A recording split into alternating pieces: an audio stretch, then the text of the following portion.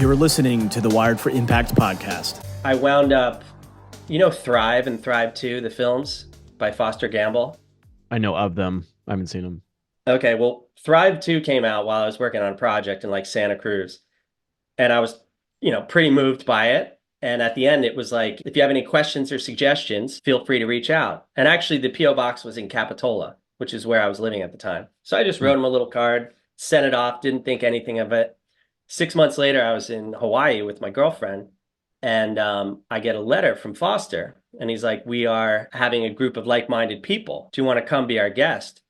And at first, I was like, "Oh, it's so far. I don't live there anymore." And then I was like, "What am I talking about? What am I thinking about?" And it happened to be on my birthday.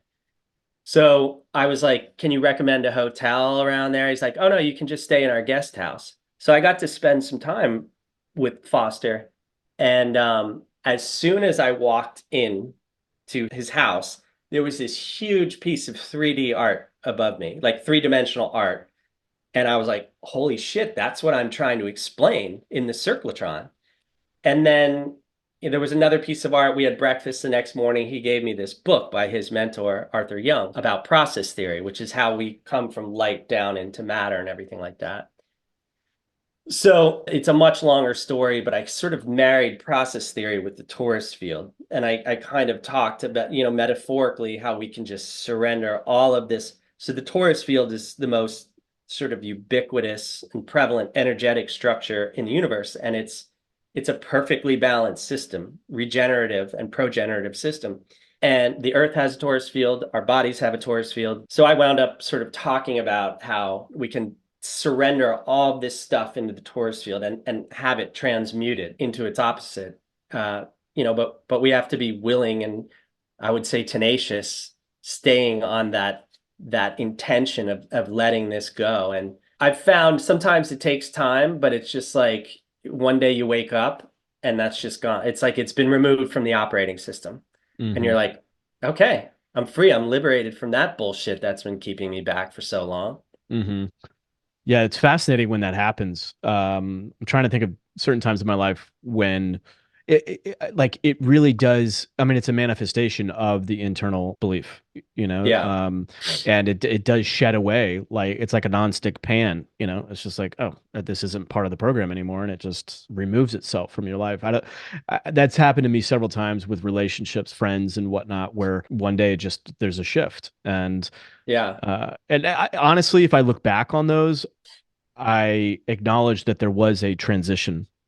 I could Yeah. feel the thought changing. I wasn't fully aware of it until it hit. You're like, Yeah. oh. And then when I reflect back, I'm like, yeah, that needed to shift. Yeah. Yeah, it's I had interesting. I had one experience in my life that was instantaneous. I think it was 2009. It was like November 2009. Radiohead In Rainbows just came out. So I remember walking along Finney Ridge in Seattle listening to this.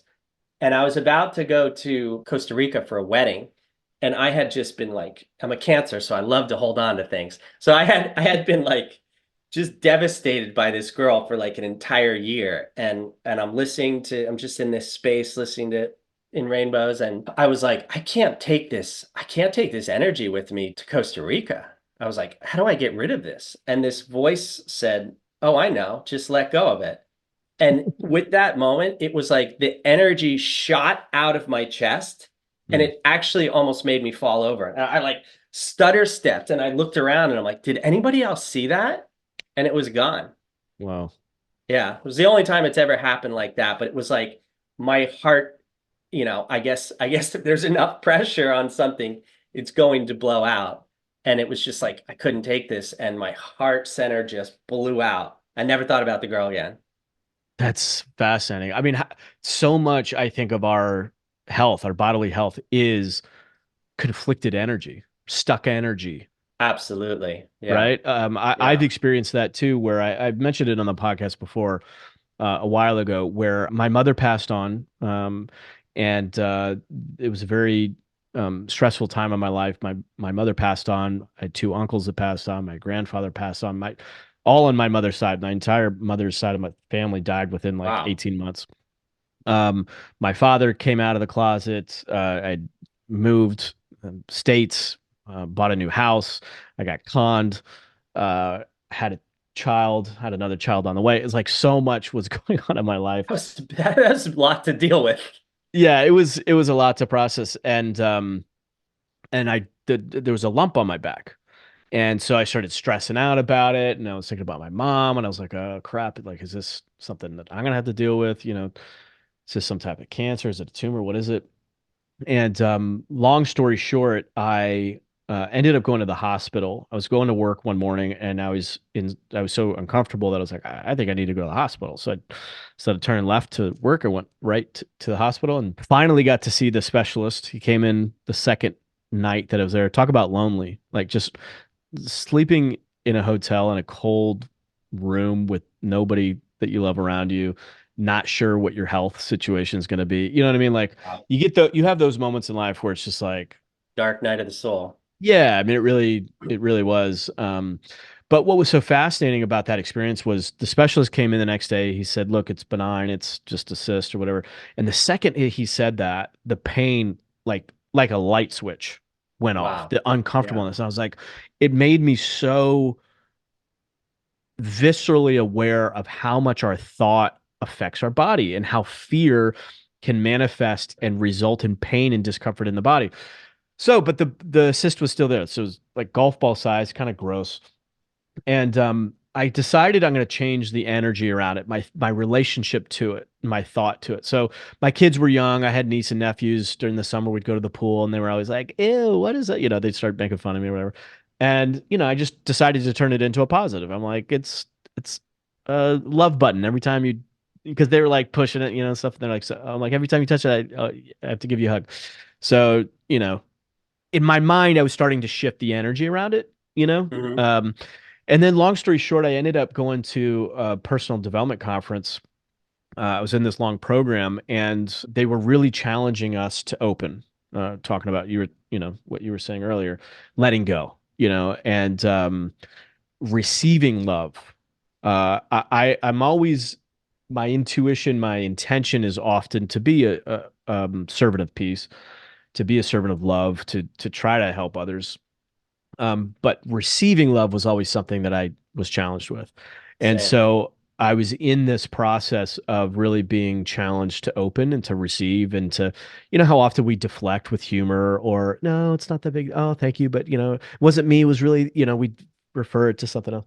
And it was just like, no, just receive it, just receive it. And I was at a friend's apartment, and, I was I was bringing up some of the frustration that I had with some of the leadership in the program that we're in, and a close friend of mine just started pouring out some love. She's like, that's your opportunity to step up and lead. You are that leader, and she just was authentically sharing some loving insight that she had on what she saw in me. And I had this moment of pause where initially I was going to be like, and I was like, no, no, just receive it. Like, just, and dude, the second that happened, the way that I described it then was that I felt like I was snapped into an energy vortex, like an energy, like it almost was Hmm. like I couldn't uh, be outside. It was like it snapped. I felt like I was snapped into an alignment of energy, like literally like a beam of love. And as she was saying all this stuff, and as I just was, yeah, my heart opened and received this, like instantaneously I felt water on my back, and I was sitting down, we were at my friend's apartment, so I was, and there was a ton of us in the room, so I was on the floor, sitting on the floor, and I was leaning up against the bathroom door, and I like turned around and looked at the door thinking that maybe there was condensation on it, like somebody in the shower or something, and then I realized that, oh, the thing started to discharge, and within 24 hours it was totally gone. And Wow. so it was this juxtaposition between letting go of the fear, right? But then also receiving the love. And so to me, it's all energy, and that stuck energy sort of creating a constipation of whatever in my back, to the freeing of thought, the freeing of fear, the elimination of the fear, and then the receiving of the love to get that energy flow through again, and then the body responded. It was instantaneous, and it was such a profound awakening for me to realize how we really are embodiment of consciousness. Have you ever explored what kind of energy you hold there? Like Uh, we hold grief in our lungs and I have on my own. Yeah. I've thought often about that because I can still feel actually there's nothing visibly there, but I can still feel it. Hmm. I've had some experiences that are similar to your Grateful Dead experience where um, I felt like in a past life I had been shot by an arrow like that went Oh, like right interesting. through there. Yeah. Yeah. I have no idea if there's any validity to that or not. But what's your suggestion on that as far as exploring? Like how would I Well, find out what that is? we'll take that one offline. But Well, I I'm happy if you want to ask well, about it, I just whatever. there's somebody that I could send you to talk to. Gotcha. Gotcha. I actually I talked to this person. We became friends. I met her at a wedding, and she had told me in two other lives, I spoke out a lot against the authorities, and one especially against the Queen, and I was executed in two lives for speaking out. Hmm. And it was weird because I was sitting, this is so weird, but like I was just doing the dishes one night, like last spring or something, and the thought dropped into my mind, I don't want to be a martyr in this life. Mm-hmm. And I was like, where the hell did that come from? It was Hmm. like I'd never thought anything like that before. But I've never really been good with authority. So Yeah, we have that in yeah, common. Yeah, I've had we have to that in learn to common. temper myself. Yeah. Yeah, I can get myself into trouble. I mean, we're rule breakers, you know, like Yeah, I have a problem with just following rules just because. That always frustrated me as a child, you know. Why, yeah, mom, dad? Because I said so. Like I need a reason. Like I'm a thinker. Like give me a reason and I'll probably follow the rule if it's, yeah, reasonable. But like if there's no reason or if I see that there's like uh fuckery going on, which there's a lot yeah. of this in this day and age, yeah, that's Well, to ruffle my in this feathers. course, I talk a bit about the perception machine, which is the media, and they are what they want to do is exert fear to exert control. And at the end of the day, and what they become so good at it that they have us voting against our own self-interests and Hmm. cheering for our demise. But at the end of the day, and this is kind of with going to the thing on your back, we have two choices. It's love or fear. Hmm. So what are you going to direct your awareness on? We're constantly being bombarded by fear in the TV, social media, everything. But ultimately, we have a choice, and that's the power of consciousness. Where do we want to place our awareness? I came across a quote earlier today by George Orwell, where he basically says that they want us to be fearful because fearful people you can control. Easily. They Yeah. don't want us to be going into love because there's no control with love. No. Um, he said it a lot more succinct, but that was the gist of it. And love Yeah, is the that's greatest generative power there is. I mean, transmutative and generative. I was just writing this on another book I was working on, but the field our heart casts is 60 times more powerful than the field our brainwaves create. wow. And we can actually measure, I think, up to like 3 feet or nine feet around us. When somebody walks in the room and everybody's like that and they're just lit up, Yeah. it's like that's their heart field, like making an impression upon the field. That's what's so fascinating about being in the Dispenza community because he brings so much science and technology and the latest technology to measure these things. These are not just woo-woo things anymore. There's tangible scientific data to reveal what's actually going on. I love the story that he talks about with the cancer, with the women who have cancer, and they found, I'm making this up a little bit. Maybe you know the story better than I do, but where they studied these 9 women that had these cancers, and then they studied the field, the energetic field around them, and they could see a Yes. certain pattern in the field. And they said, Yep. "Oh, the cancer creates this pattern." And then they came across the woman who had the pattern in the field, but she didn't have any cancer. And then they revealed, oh, wait, the pattern in the field is what's creating the cancer, not the other way around. Um, Absolutely. and how the thought and the emotion can directly replace that Yeah. lower frequency conflicted friction energy field with I a mean, and loving, more coherent yeah. one. And that takes us to epigenetics, which is basically, just because you may have a gene for Alzheimer's doesn't mean you're going to get it. It's the environment that turns that switch on or off. which Hmm. this stress is what really what when it comes down to it is what turns those genes on or off. And just as you can, that would be like down regulating genes, but you through our emotions, you can upregulate genes. And you know, Dr. Toby, who's part of that community, who's one of my closest friends now, he has pain clinics and he'd been studying PTSD for all these years. Hmm. And our mutual friend Hillary finally got him to go to an event, and he was just sitting there. He's like, "Oh my God, how has nobody thought to research the positive effects of feelings and emotions on our Hmm. biology and our chemistry?" Hmm. So, I mean, it's that's why he says science is the new language of mysticism. It's just an endless labyrinth, and we're just at the tip of it. I mean, Yeah. I think we're going to figure out some really wild stuff in our lifetime. It certainly feels like that. I mean, we're on the precipice. There's already stuff coming out that is beyond what we could even think in a fictional movie, almost like just the For type of sure. technology that can heal through sound Frequencies, sound. frequencies. Yep. That's the next frontier in medicine.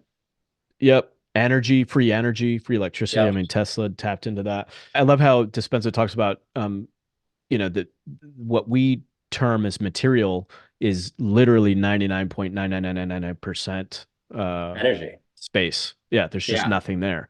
It's collapsed energy, is what he calls it. I mean, and the atom, the old model of the atom is not a reality. It's really just, I think I heard somebody call it as a possibility cloud.